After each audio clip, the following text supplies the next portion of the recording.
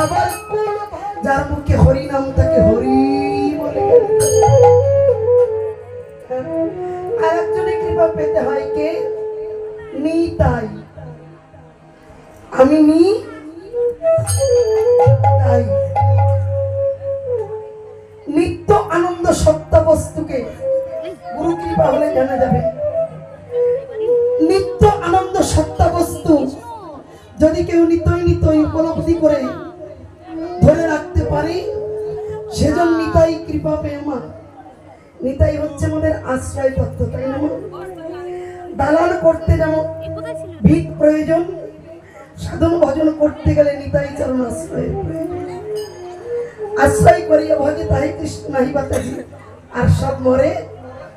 এই তো তোমরা তো জানো। মাঝে মাঝে বলবো, আমার একটু কম বলতে হবে। এমনি এই দোলের গন্তমা এই 2 মাস ধরে চলছে। এই আমাদের এই গুরু দাদার বাড়ির কাছে গুরু দাদাই বায়না দিয়েছিল, এই যে ঝড় বৃষ্টি হলো, কীর্তন এমন শুরু হয়েছে, এমন ভাবে লেগেছে, তাকিয়ে দেখি জল পড়ে কোথা থেকে সারা উড়ে গেছে ঝড়ে। এই যে পরিমল দাদা ভাইয়ের বাড়ির কাছে আমার মেয়েও ওনার কাছ থেকে আশ্রয় পেয়েছে, ওনার চরণে দীক্ষা গ্রহণ করেছে। তার অনেক আগে থেকে দাদা ভাইদের সঙ্গে আমাদের পরিচয়। খুব ভালো লাগলো আজকে তার ডাকে এসে। তার যে নিজের গর্বের কোনো সন্তান নাই, কিন্তু এত ছেলে মেয়ে তার দুনিয়ায়, এখানে না আসলে বুঝতে পারতাম না। নিতাই গৌর হরিবল। পেটে হলে 1-2 জন হতো, তাই না? আর দেখো কত ছেলে মেয়ে আমার দাদা ভাইয়ের, তাই না?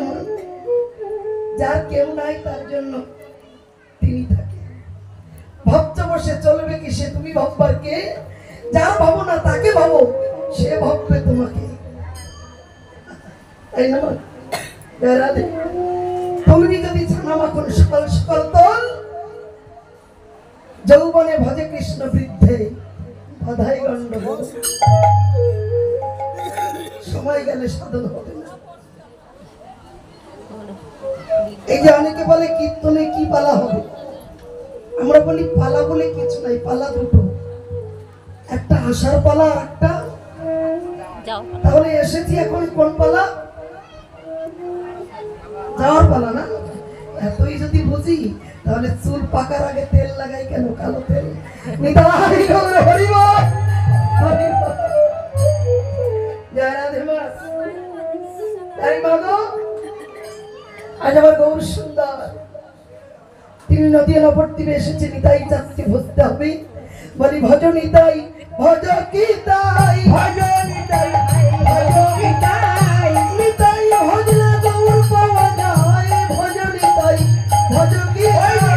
ভজনা গৌর পাওয়া গৌর পেয়ে বুঝে যাবে। নিতাই ভজনা গৌর পাবি, গৌর পেয়ে বুঝে যাবি। ভজ নিতাই, ভজ নিতাই, ভজ নিতাই। গুরু গোবিন্দ নিতাই গৌর সকলের কৃপা হয়েছে মা। তাই আমরা আজকে এই গুরুদেবের আশ্রিত, গুরুদেবের শিষ্য বাড়ির সন্তানের বাড়িতে আজ 2 দিন ধরে শুধু গুরুদেবের সন্তানের বাড়ি নয়, আমাদের কি বাড়ি নয় মা? বলুন, ব্যক্তিগত কারো বাড়ি, কারো ঘর, কারো মন্দির। এই মন্দির দেবতা সবার জন্য, তাই না বাবা? মন্দির, মনটা যেখানে হয় ধীর, সেটাই মন্দির। মণ্ডপ, মনটা যেখানেই ডোবে, সেটাই মণ্ডপ। হ্যাঁ গো মা।